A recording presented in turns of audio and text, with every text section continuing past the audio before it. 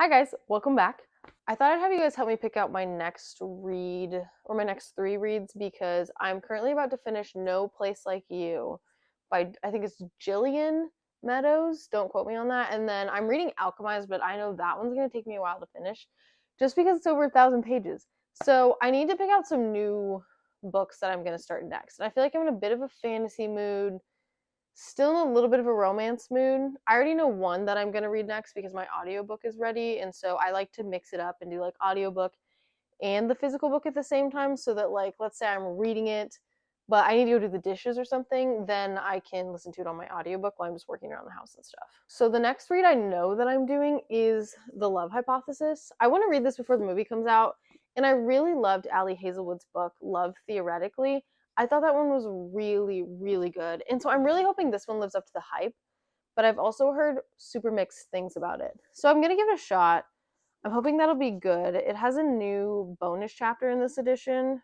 I don't typically care about new bonus chapters, but we'll see. I will probably read it anyway. So I know this is going to be one of them. So I need to like get like a TBR cart or something for like the upcoming reads that I want to do, but I have no idea. I don't have anything like that at the moment. So we'll keep this one over here. That's number one. So then I have a couple thoughts for the next one. I had thought about the fifth season. This is a fantasy that I was interested in picking up. Let me read what this is about because I don't remember. Oh, it literally does not have that on here. Here's what it says on the back. Discover the Broken Earth trilogy, historic winner of the 3 consecutive Hugo Awards for Best Novel. It starts with the Great Red Rift across the heart of the world's sole continent, spewing ash that blots out the sun. It starts with death, with a murdered son and a missing daughter. It starts with betrayal and long dormant wounds rising up to fester. This is the stillness, a land familiar with catastrophe, where the power of the earth is wielded as a weapon and where there is no mercy. It has rave reviews and it sounds really good, but I'm just not sure. So we've got this one. This is a contender. So we're going to set this here.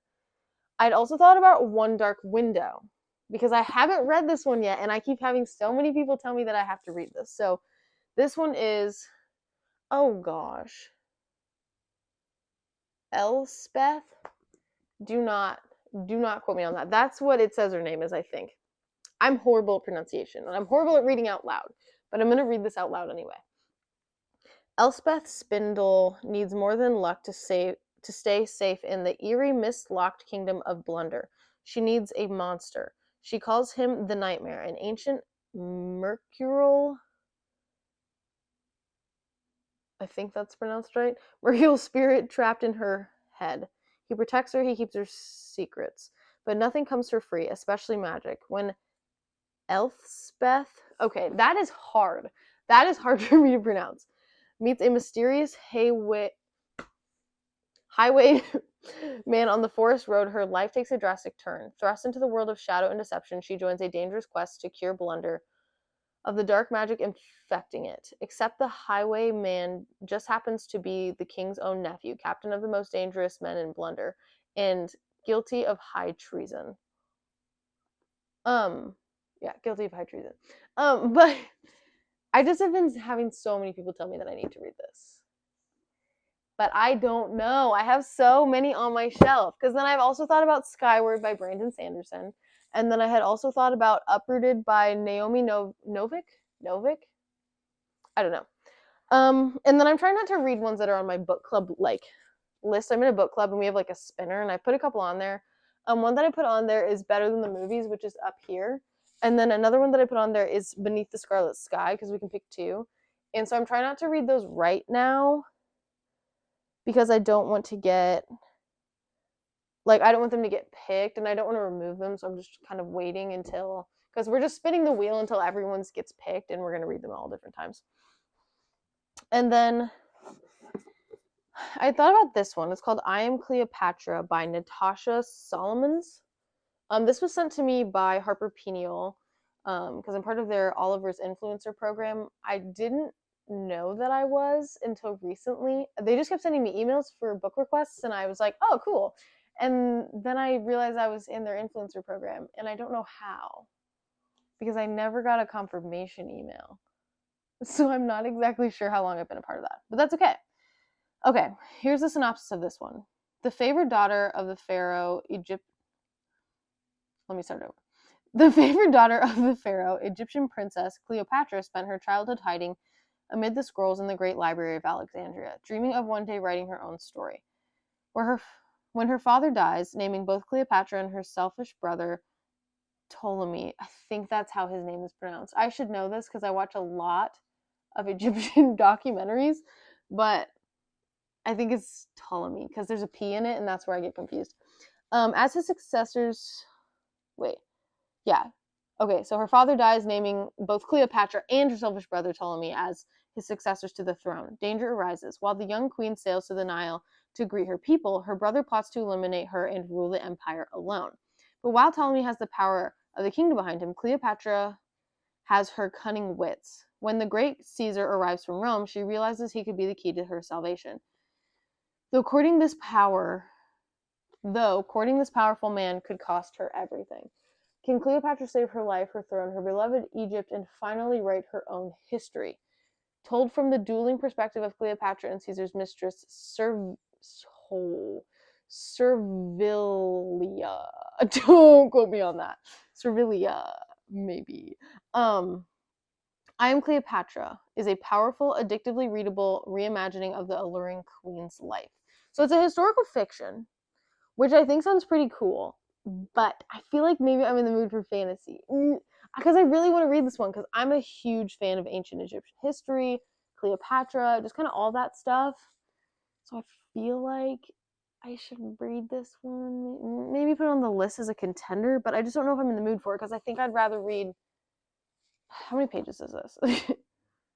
I guess that's only a little over 300 pages, so I feel like I could knock this out. We'll put it up there for now. We'll put it up there as a contender. There is one down here called Soul of Shadow that I thought sounded pretty interesting that I was gifted to by Nook and Fable Media on Instagram. They're a PR company. So I thought about that one. Then I had also thought about Legendborn. Guys, I have too many books. Guys, I have too many unread books on my shelf. This is why I need to read more. This is why I need your help picking them for, not picking them for me, but I need to talk to you guys, work through what I want to read. Because then I had also thought about Shield of Sparrows. A friend of mine got this for me, and it has the beautiful sprayed edges. I love it. I don't typically display sprayed edges, but I do like to have books with sprayed edges. And then it's got this absolutely stunning art on the inside, which is drawing me to it even more. Look at that. Look at that. It's gorgeous. Ugh, gosh, I hate when things are beautiful. No, I'm just kidding. I love when things are beautiful. I've never taken the dust jacket off. Look at that.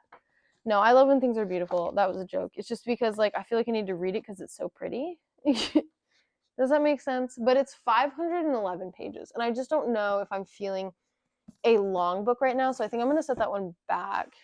How long was the 5th season? Okay, this is no, because this is acknowledgements. I don't read the acknowledgements. Maybe you guys do, but I do not. Oh, it has an appendix. That's kind of crazy. I've never seen a book like this with an appendix, and it has 2 appendices. That's kind of crazy. So it's 450 pages, which is a little shorter than Shield of Sparrows. So we'll keep it over here, but I have a feeling that one's going to get put back because I'm just not in the mood for a super long book right now. I normally like semi-long books, but not right now. So then I'm going to take you guys up here with me. So, okay, then I had a couple others I was thinking of. Babel. I've been wanting to read Babel for so long. So then I'm thinking about Babel. That's the back of it. And then I'll read the synopsis here in a second.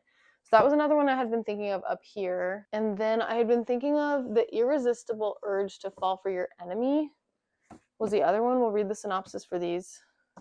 My books. Go back. And then I had also thought about Red City. But I don't know, guys. There's too many. There's too many. I have too many that I haven't read, and it creates issues. Because then I had thought about some romance. I have some over here. What were those I had thought of? I really want to read Better Than the Movies by Lynn Painter, but that one's on my book club pick, so I probably won't. And then I had also thought about Off to the Races by Elsie Silver. I just feel like maybe I want to branch out because I've been reading so much romance recently. but I don't know. So we'll read the synopsis of the other ones. So we'll read the synopsis of these two. And then we will make our picks based off of what we have here and these two. Unless one of these gets put back. I don't know. Okay, so Babel. In 1828, Robin Swift, orphaned by cholera in Canton. Do not quote me on these, guys. I'm horrible at pronouncing things.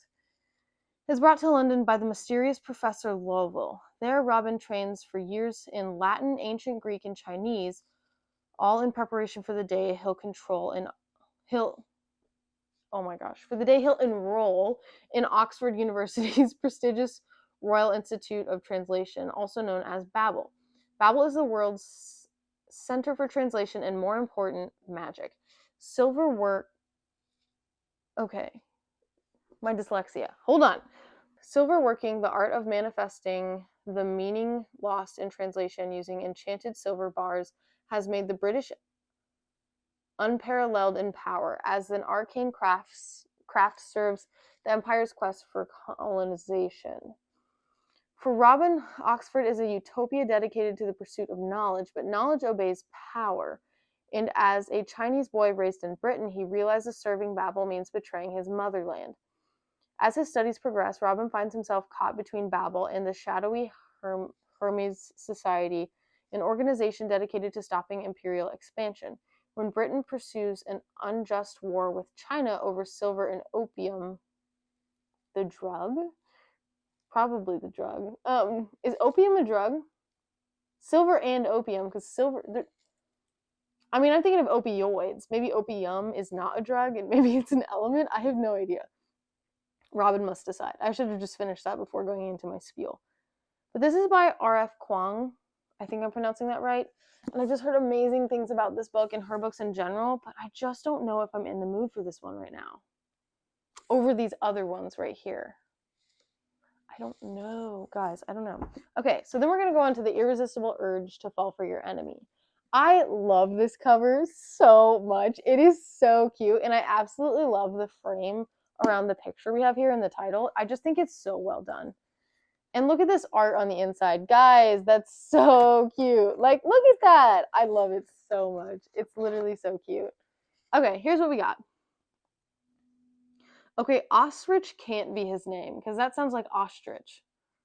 That's all I can think of. That's literally all I can think of. When ostrich mordaunt. These names, every time, they get me every time. Of the Farron Order of Assassins falls ill, he realizes he needs the expertise of a very specific healer. As fate would have it, the healer belongs to an enemy faction, the Helen Order. Helen. I have no idea how to pronounce that again. Guys, I hope you can relate to this, because why is everything in fantasy books so hard to pronounce? Orion Fairhurim. That can't be right. And her fellow Helene are Orion Fairhim, that can't be right, and her fellow Helene are inundated by sick children suffering from the outbreak of previously long-forgotten pox. Unable to get the funding needed to launch the immunization program, the Helene Order is desperate for money. So desperate that when Ostrich, I just want to say ostrich every time, that's going to be hard to get over, breaks into their headquarters to bribe Arian to heal him, she is forced to accept. As Ostrich and Arian work together to solve not only his illness, but the mysterious reoccurrence of the pox, they find themselves ardently denying their attraction, which only fuels the tension between them. I don't know. I don't actually feel like... I feel like I'm leaning towards Babel more than I'm leaning towards this one at the current moment in time. Maybe I should get Red City out and see. I don't know, because I have a couple down here, but those are long, and I don't really want to read a long one right now. I don't really want to read a long one.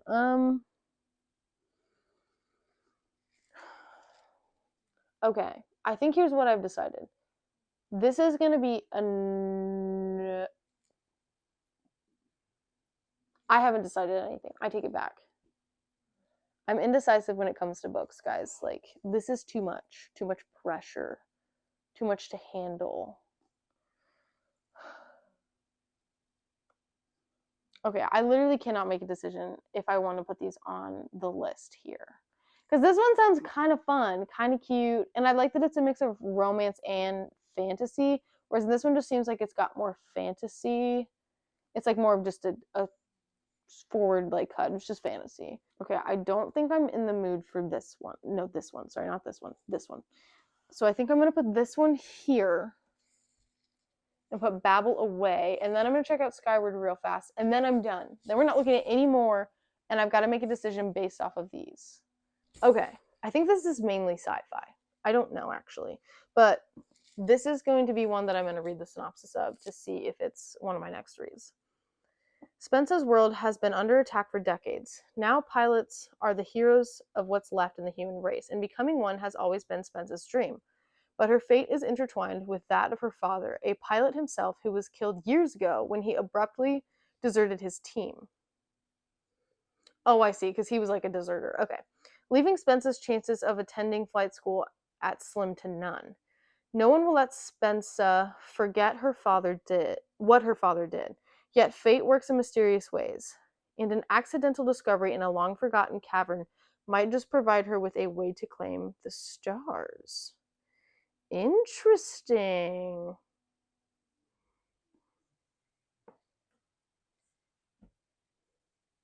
Okay. That one definitely went up there because that sounds really interesting. I have a feeling that's going to make it onto this list over here. Let me turn this around so you guys can see what this is. The Love Hypothesis by Ali Hazelwood. Because I always try to read at least one romance at a time so that, like, if any of my fantasy books are stressing me the heck out, because sometimes they do, if they're stressing me the heck out, then I got to take a break. I got to step back and I've got to read a romance book because they're so lighthearted and fun. Okay, so here's what we've got. Skyward. I think this is going to make it on the list. I don't even need to think about this one. This just immediately from reading the synopsis gripped me. I actually did not read the synopsis before I bought this book. I said, Brandon Sanderson? Yeah, I'll buy that.